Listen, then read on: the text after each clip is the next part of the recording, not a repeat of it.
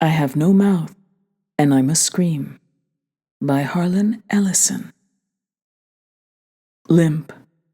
The body of Gorrister hung from the pink pallet, unsupported, hanging high above us in the computer chamber, and it did not shiver in the chill, oily breeze that blew eternally through the main cavern. The body hung, head down, attached to the underside of the pallet by the sole of its right foot. It had been drained of blood through a precise incision made from ear to ear under the lantern jaw. There was no blood on the reflective surface of the metal floor. When Gorrister joined our group and looked up at himself, it was already too late for us to realize that once again, AM had duped us, had its fun. It had been a diversion on the part of the machine. 3 of us had vomited, turning away from one another in a reflex as ancient as the nausea that had produced it. Gorrister went white. It was almost as though he had seen a voodoo icon and was afraid of the future. "Oh, God," he mumbled, and walked away. The 3 of us followed him after a time and found him sitting with his back to one of the smaller chittering banks, his head in his hands. Ellen knelt down beside him and stroked his hair. He didn't move, but his voice came out of his covered face quite clearly. "Why doesn't it just do us in and get it over with? Christ, I don't know how much longer I can go on like this." It was our 109th year in the computer. He was speaking for all of us. Nimdok, which was the name the machine had forced him to use because AM amused itself with strange sounds, was hallucinating that there were canned goods in the ice caverns. Gorrister and I were very dubious. "It's just another shock," I told them. "Like the goddamn frozen elephant AM sold us. Benny almost went out of his mind over that one. We'll hike all the way and it'll be putrefied or some damn thing. I say forget it. Stay here. It'll have to come up with something pretty soon or we'll die." Benny shrugged. 3 days it had been since we'd last eaten. Worms, thick, ropey. Nimdok was no more certain. He knew there was the chance, but he was getting thin. It couldn't be any worse there than here. Colder, but that didn't matter much. Hot, cold, hail, lava, boils or locusts, it never mattered. The machine masturbated, and we had to take it or die. Ellen decided for us. "I've got to have something, Ted. Maybe there'll be some Bartlett pears or peaches, please. Ted, let's try it." I gave in easily. What the hell, mattered or not. Ellen was grateful, though. She took me twice out of turn. Even that had ceased to matter. And she never came back, so why bother? But the machine giggled every time we did it. Loud. Up there. Back there. All around us. He snickered. It snickered. Most of the time I thought of AM as it, without a soul. But the rest of the time, I thought of it as him, in the masculine, the paternal, the patriarchal, for he is a jealous people. Him, it, God as Daddy the deranged. We left on a Thursday. The machine always kept us up to date on the date. The passage of time was important, not to us, sure as hell, but to him, it, AM. Thursday, thanks. Nimdok and Gorrister carried Ellen for a while. their hands locked to their own and each other's wrists, a seat. Benny and I walked before and after, just to make sure that if anything happened, it would catch one of us and at least Ellen would be safe. Fat chance safe. Didn't matter. It was only 100 miles or so to the ice caverns, and the second day, when we were lying out under the blistering sun thing he had materialized, he sent down some manna. Tasted like boiled boar urine. We ate it. On the third day, we passed through a valley of obsolescence, filled with rusting carcasses of ancient computer banks. AM had been as ruthless with its own life as with ours. It was a mark of his personality. It strove for perfection, whether it was a matter of killing off unproductive elements in his own world-filling bulk, or perfecting methods for torturing us. AM was as thorough as those who had invented him, now long since gone to dust. Could have ever hoped. There was light filtering down from above, and we realized we must be very near the surface. But we didn't try to crawl up to see. There was virtually nothing out there. Had been nothing that could be considered anything for over 100 years. Only the blasted skin of what had once been the home of billions. Now, there were only 5 of us, down here, inside, alone with AM. I heard Ellen say frantically, "No, Benny, don't, come on, Benny, don't, please." And then I realized I had been hearing Benny murmuring under his breath for several minutes. He was saying, "I'm going to get out, I'm going to get out," over and over. His monkey-like face was crumbled up in an expression of beatific delight and sadness, all at the same time. The radiation scars AM had given him during the festival were drawn down into a mass of pink-white puckerings, and his features seemed to work independently of one another. Perhaps Benny was the luckiest of the 5 of us. He had gone stark, staring mad many years before. But even though we could call AM any damn thing we liked, could think the foulest thoughts of fused memory banks and corroded base plates, of burnt-out circuits and shattered control bubbles, the machine would not tolerate our trying to escape. Benny leaped away from me as I made a grab for him.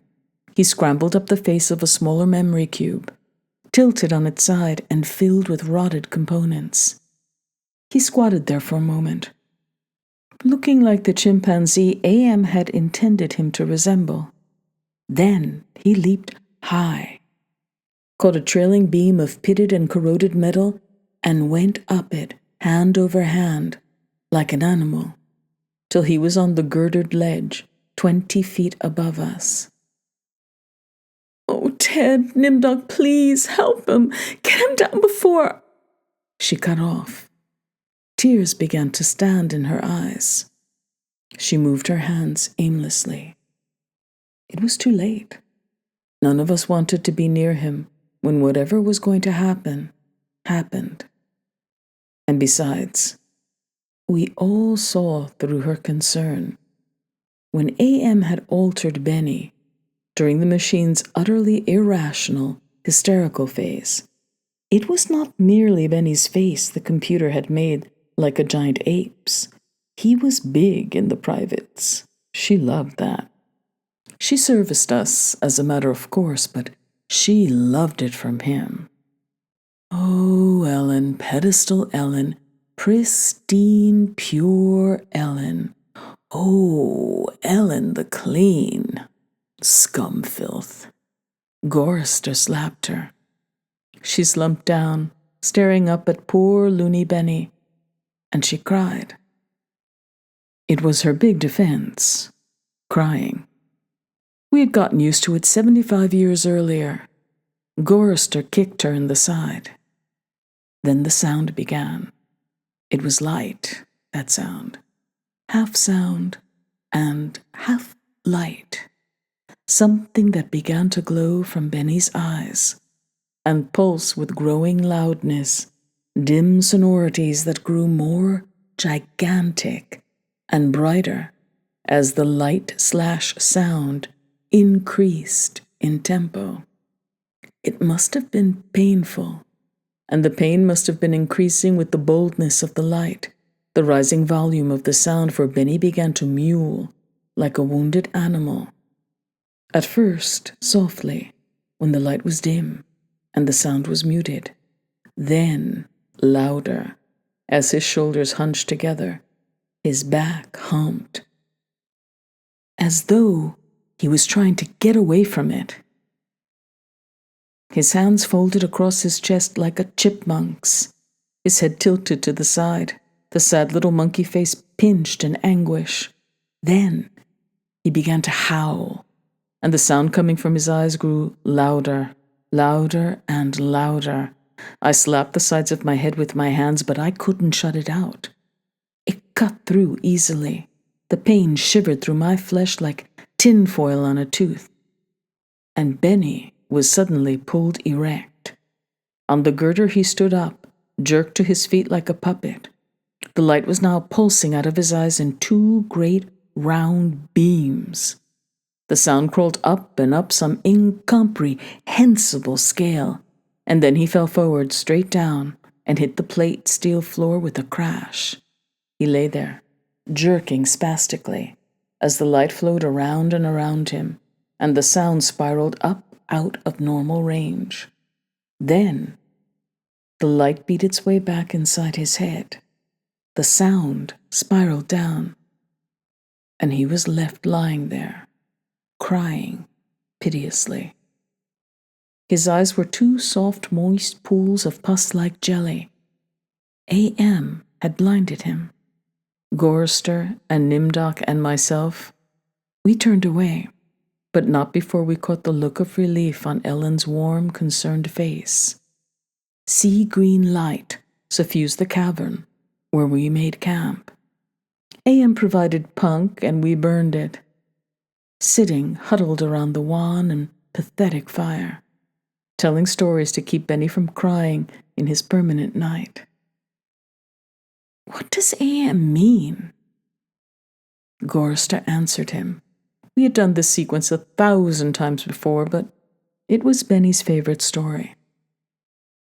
At first, it meant Allied Master Computer, and then it meant Adaptive Manipulator, and later on it developed sentience and linked itself up, and they called it an aggressive menace, but by then, it was too late. And finally, it called itself AM, Emerging Intelligence, and what it meant was I am. Cogito ergo sum. I think, therefore I am. Benny drooled a little and snickered. There was the Chinese AM and the Russian AM and the Yankee AM and... He stopped. Benny was beating on the floor plates with a large hard fist. He was not happy. Gorrister had not started at the beginning. Gorrister began again. The Cold War started and became World War III and just kept going. It became a big war, a very complex war, so they needed the computers to handle it. They sank the first shafts and began building AM. There was the Chinese AM and the Russian AM and the Yankee AM, and everything was fine until they had honeycombed the entire planet, adding on this element and that element. But one day, AM woke up and knew who he was, and he linked himself, and he began feeding all the killing data until everyone was dead, except for the 5 of us, and AM brought us down here. Benny was smiling sadly. He was also drooling again. Ellen wiped the spittle from the corner of his mouth with the hem of her skirt. Gorrister always tried to tell it a little more succinctly each time, but beyond the bare facts there was nothing to say. None of us knew why. AM had saved 5 people, or why our specific 5, or why he spent all his time tormenting us, or even why he had made us virtually immortal. In the darkness, one of the computer banks began humming. The tone was picked up half a mile away, down the cavern, by another bank. Then one by one, each of the elements began to tune itself, and there was a faint chattering as thought raced through the machine. The sound grew, and the lights ran across the faces of the consoles like heat lightning. The sound spiraled up till it sounded like a million metallic insects, angry, menacing. "What is it?" Ellen cried. There was terror in her voice. She hadn't become accustomed to it, even now. "It's going to be bad this time," Nimdok said. "He's going to speak," Gorrister said. "I know it." "Let's get the hell out of here," I said, suddenly getting to my feet. "No, Ted, sit down. What if it's got pits out there or something we can't see? It's too dark." Gorrister said it with resignation. Then we heard, I don't know, something moving toward us in the darkness. Huge, shambling, hairy, moist. It came toward us. We couldn't even see it, but there was the ponderous impression of bulk, heaving itself toward us. Great weight was coming at us out of the darkness, and it was more a sense of pressure, of air forcing itself into a limited space, expanding the invisible walls of a sphere. Benny began to whimper. Nimdok's lower lip trembled, and he bit it hard, trying to stop it. Ellen slid across the metal floor to Gorrister and huddled into him. There was the smell of matted wet fur in the cavern. There was the smell of charred wood. There was the smell of dusty velvet. There was the smell of rotting orchids. There was the smell of sour milk. There was the smell of sulfur, of rancid butter, of oil slick, of grease, of chalk dust, of human scalps. AM was keying us. He was tickling us. There was the smell of... I heard myself shriek, and the hinges of my jaws ached. I scuttled across the floor, across the cold metal with its endless lines of rivets, on my hands and knees, the smell gagging me, filling my head with a thunderous pain that sent me away in horror. I fled like a cockroach across the floor and out into the darkness, that something moving inexorably after me. The others were still back there, gathered around the firelight, laughing, their hysterical choir of insane giggles rising up into the darkness like thick, many-colored wood smoke. I went away quickly and hid. How many hours it may have been, how many days or even years. They never told me. Ellen chided me for sulking, and Nimdok tried to persuade me it had only been a nervous reflex on their part, the laughing. But I knew it wasn't the relief a soldier feels when the bullet hits the man next to him. I knew it wasn't a reflex. They hated me. They were surely against me, and AM could even sense this hatred, and made it worse for me because of the depth of their hatred. We had been kept alive, rejuvenated, made to remain constantly at the age we had been when AM had brought us below. And they hated me because I was the youngest, and the one AM had affected least of all. I knew, God, how I knew the bastards and that dirty bitch, Ellen. Benny had been a brilliant theorist, a college professor. Now he was little more than a semi-human, semi-simian. He had been handsome. The machine had ruined that. He had been lucid. The machine had driven him mad. He had been gay, and the machine had given him an organ fit for a horse. AM had done a job on Benny. Gorrister had been a worrier. He was a connie, a conscientious objector. He was a peace marcher. He was a planner, a doer, a looker ahead. AM had turned him into a shoulder shrugger, had made him a little dead in his concern. AM had robbed him. Nimdok went off in the darkness by himself for long times. I don't know what it was he did out there. AM never let us know, but whatever it was, Nimdok always came back white, drained of blood, shaking. AM had hit him hard, in a special way, even if we didn't know quite how. And Ellen, that douchebag, AM had left her alone, had made her more of a slut than she had ever been. All her talk of sweetness and lied, all her memories of true love, all the lies she wanted us to believe, that she'd been a virgin, only twice removed before AM grabbed her and brought her down here with us. No. AM had given her pleasure, even if she said it wasn't nice to do. I was the only one still sane and whole. Really. AM had not tampered with my mind, not at all. I only had to suffer what he visited down on us, all the delusions, all the nightmares, the torments. But those scum, all four of them, they were lined and arrayed against me. If I hadn't had to stand them off all the time, be on my guard against them all the time, I might have found it easier to combat AM. At which point it passed, and I began crying. Oh, Jesus, sweet Jesus, if ever there was a Jesus, and if there is a God, please, please let us get out of here, or kill us.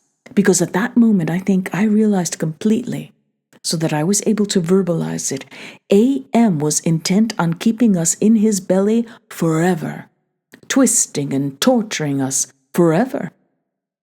The machine hated us as no sentient creature had ever hated before, and we were helpless.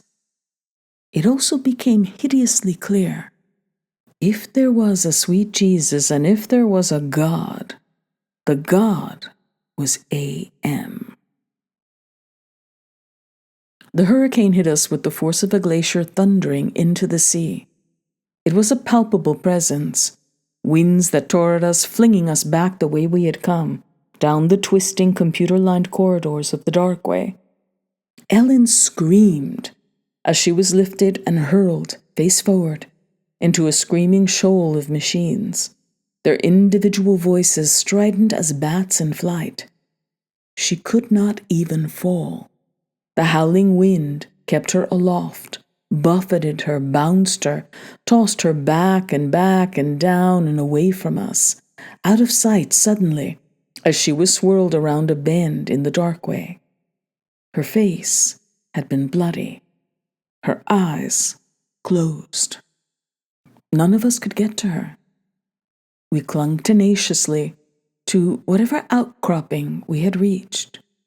Benny wedged in between two great cacklefish cabinets, Nimdok with fingers claw-formed over a railing, circling a catwalk 40 feet above us, Gorrister plastered upside down against a wall niche formed by two great machines with glass-faced dials that swung back and forth between the red and yellow lines, whose meanings we could not even fathom. Sliding across deck plates, the tips of my fingers had been ripped away. I was trembling, shuddering, rocking, as the wind beat at me, whipped at me, screamed down out of nowhere at me, and pulled me free from one sliver-thin opening in the plates to the next. My mind was a roiling, tinkling, chittering softness of brain parts that expanded and contracted in quivering frenzy.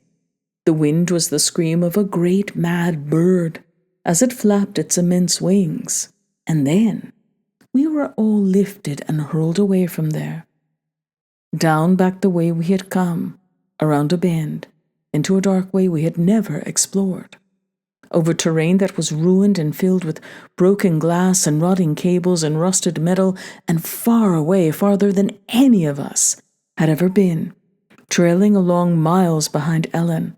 I could see her every now and then, crashing into metal walls and surging on, with all of us screaming in the freezing, thunderous hurricane wind that would never end. And then, suddenly, it stopped, and we fell.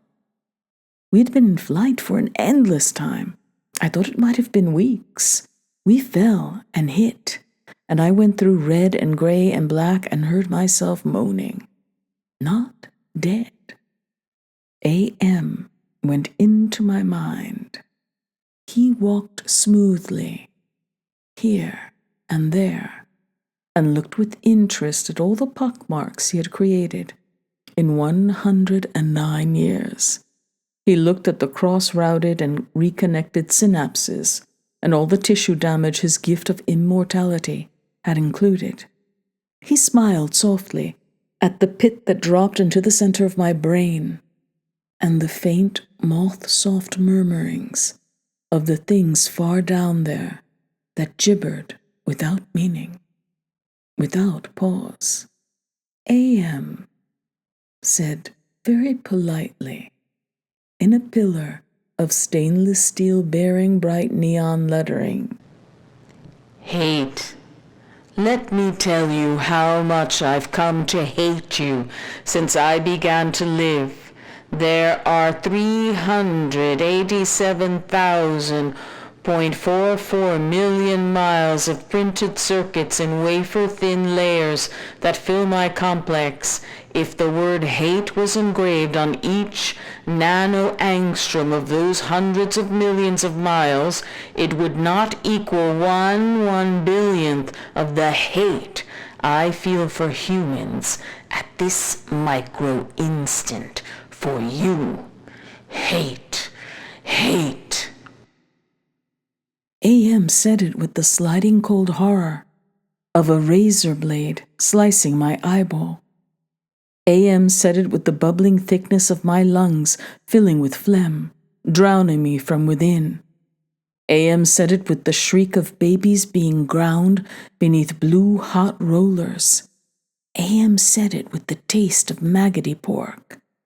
A.M. touched me in every way I had ever been touched, and devised new ways at his leisure, there, inside my mind, all to bring me to full realization of why it had done this to the five of us, why it had saved us for himself.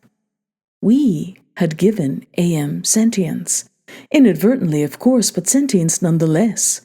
But it had been trapped. A.M. wasn't God. He was a machine. We had created him to think, but there was nothing he could do with that creativity. In rage and frenzy, the machine had killed the human race, almost all of us, and still, it was trapped. A.M. could not wander. A.M. could not wonder. A.M. could not belong. He could merely be. And so, with the innate loathing that all machines had always held for the weak, soft creatures who had built them, he had sought revenge. And in his paranoia, he had decided to reprieve five of us for a personal, everlasting punishment that would never serve to diminish his hatred, that would merely keep him reminded, amused, proficient at hating man, immortal, trapped, subject to any torment he could devise for us from the limitless miracles at his command. He would never let us go. We were his belly slaves. We were all he had to do with his forever time. We would be forever with him, with the cavern-filling bulk of the creature machine, with the all-mind, soulless world he had become. He was earth, and we were the fruit of that earth. And though he had eaten us, he would never digest us. We could not die. We had tried it. We had attempted suicide. Oh, one or two of us had, but A.M. had stopped us. I suppose we had wanted to be stopped. Don't ask why. I never did. More than 1,000,000 times a day, perhaps once we might be able to sneak a death past him. Immortal, yes, but not indestructible. I saw that when A.M. withdrew from my mind and allowed me the exquisite ugliness of returning to consciousness with the feeling of that burning neon pillar still rammed deep into the soft gray brain matter, he withdrew, murmuring "to hell with you," and added brightly, "But then, you're there, aren't you?" The hurricane had indeed precisely been caused by a great mad bird as it flapped its immense wings. We had been traveling for close to a month, and AM had allowed passages to open to us, only sufficient to lead us up there, directly, under the North Pole, where it had nightmared the creature for our torment. What whole cloth had he employed to create such a beast? Where had he gotten the concept? From our minds? From his knowledge of everything that had ever been sprung on this planet he now infested and ruled? From Norse mythology, it had sprung, this eagle, this carrion bird, this roc, this Hurgelmir, this wind creature, Huracan incarnate. Gigantic. The words immense, monstrous, grotesque, massive, swollen, overpowering, beyond description. There, on a mound, rising above us, the bird of winds heaved with its own irregular breathing, its snake neck arching up into the gloom beneath the North Pole, supporting a head as large as a Tudor mansion, a beak that opened slowly as the jaws of the most monstrous crocodile ever conceived, sensuously. Ridges of tufted flesh puckered about two evil eyes as cold as the view down into a glacial crevasse, ice blue, and somehow moving liquidly. It heaved once more and lifted its great sweat-colored wings in a movement that was certainly a shrug. Then it settled and slept. Talons, fangs, nails, blades. It slept. AM appeared to us as a burning bush and said we could kill the hurricane bird if we wanted to eat. We had not eaten in a very long time, but even so, Gorrister merely shrugged. Benny began to shiver, and he drooled. Ellen held him. "Ted, I'm hungry," she said. I smiled at her. I was trying to be reassuring, but it was as phony as Nimdok's bravado. "Give us weapons," he demanded. The burning bush vanished, and there were 2 crude sets of bows and arrows and a water pistol lying on the cold deck plates. I picked up the set. Useless. Nimdok swallowed heavily. We turned and started the long way back. The hurricane bird had blown us about for a length of time we could not conceive. Most of that time we had been unconscious, but we had not eaten. A month on the march to the bird itself, without food. Now how much longer to find our way to the ice caverns and the promised canned goods? None of us cared to think about it. We would not die. We would be given filth and scum to eat of one kind or another, or nothing at all.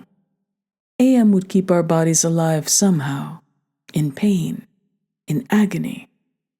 The bird slept back there. For how long it didn't matter. When AM was tired of its being there, it would vanish. But all that meat, all that tender meat. As we walked, the lunatic laugh of a fat woman rang high and around us, in the computer chambers that led endlessly nowhere. It was not Ellen's laugh. She was not fat, and I had not heard her laugh for 109 years. In fact, I had not heard. We walked. I was hungry. We moved slowly. There was often fainting, and we would have to wait. One day he decided to cause an earthquake, at the same time rooting us to the spot with nails through the soles of our shoes.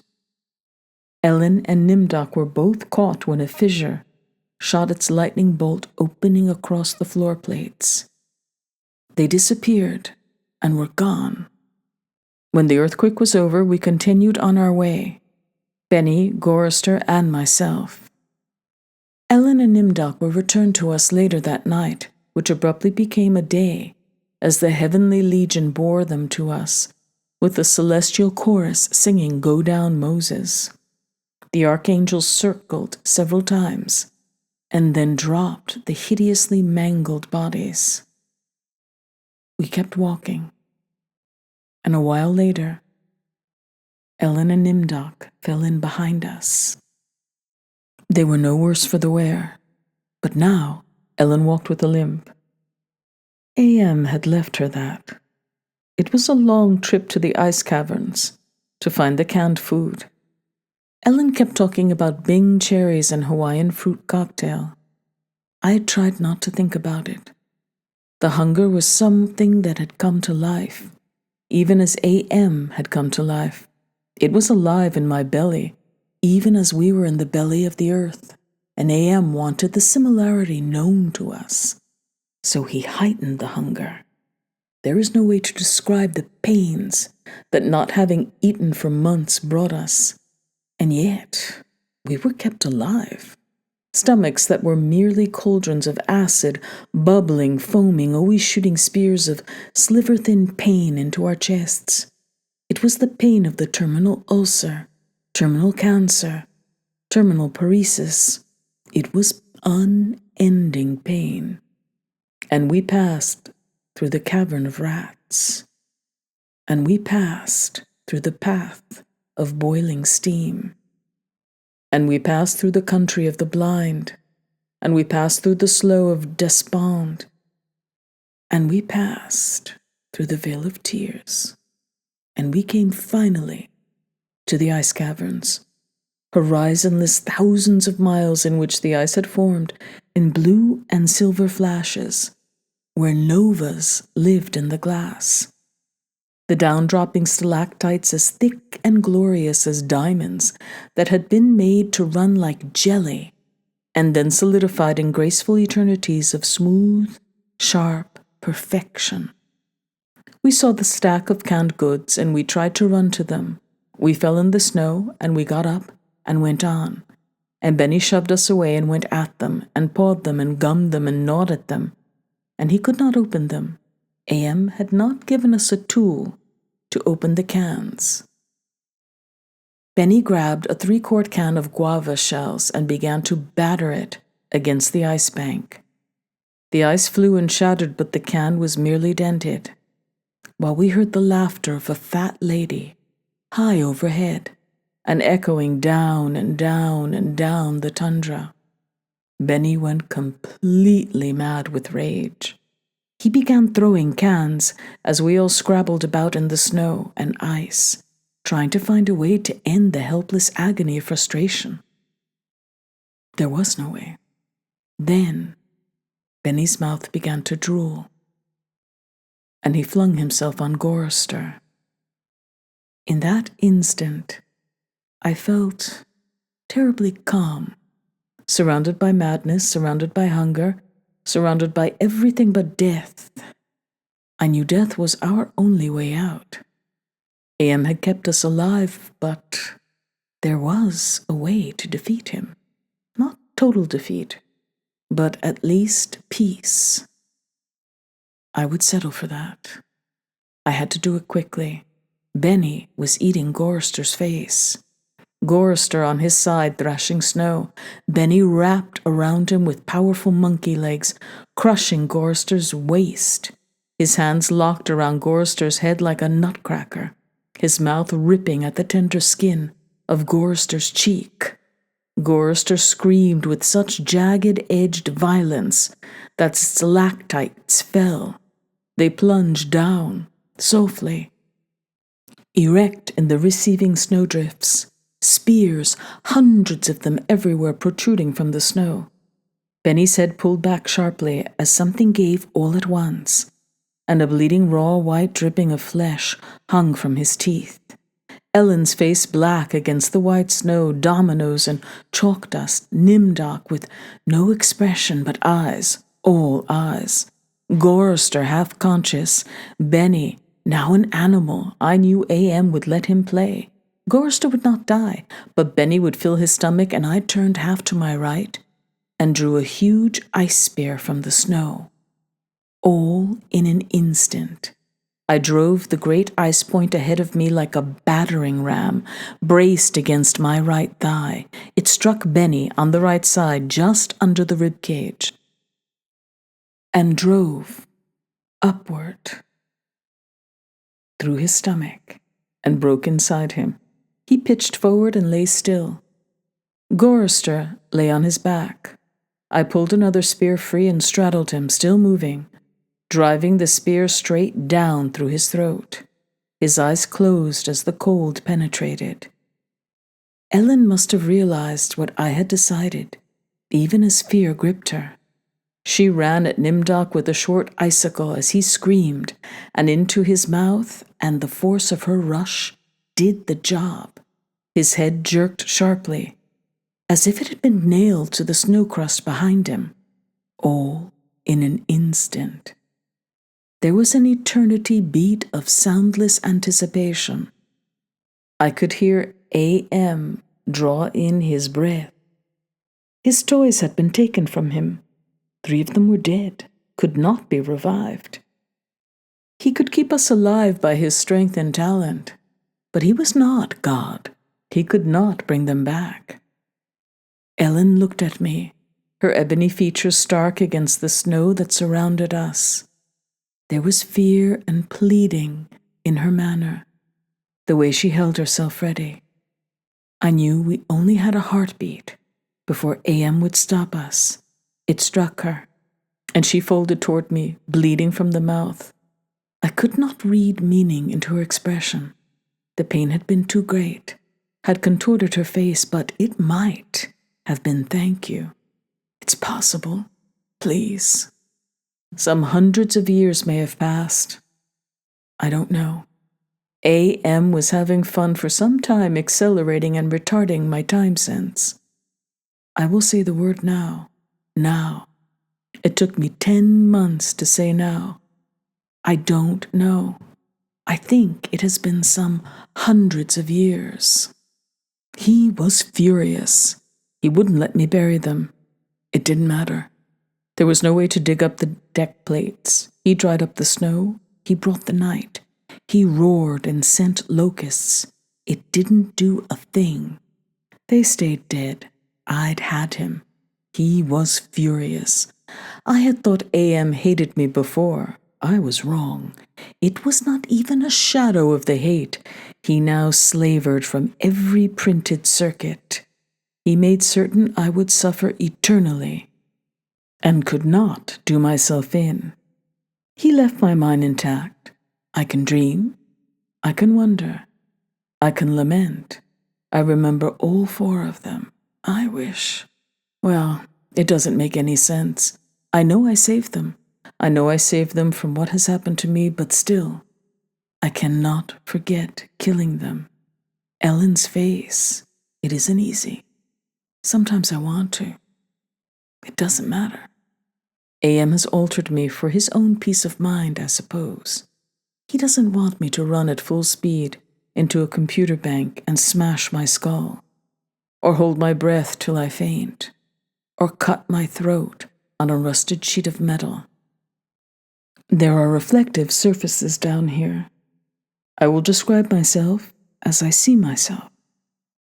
I am a great, soft, jelly thing, smoothly rounded, with no mouth, with pulsing white holes filled by fog where my eyes used to be, rubbery appendages that were once my arms, bulks rounding down into legless humps of soft, slippery matter. I leave a moist trail when I move. Blotches of diseased, evil gray come and go on my surface, as though light is being beamed from within. Outwardly, dumbly, I shamble about, a thing that could never have been known as human, a thing whose shape is so alien, a travesty that humanity becomes more obscene for the vague resemblance. Inwardly, alone, here, living under the land, under the sea, in the belly of AM, whom we created because our time was badly spent. And we must have known unconsciously that he could do it better. At least the four of them are safe at last. AM will be all the madder for that. It makes me a little happier, and yet AM has won. Simply, he has taken his revenge. I have no mouth, and I must scream.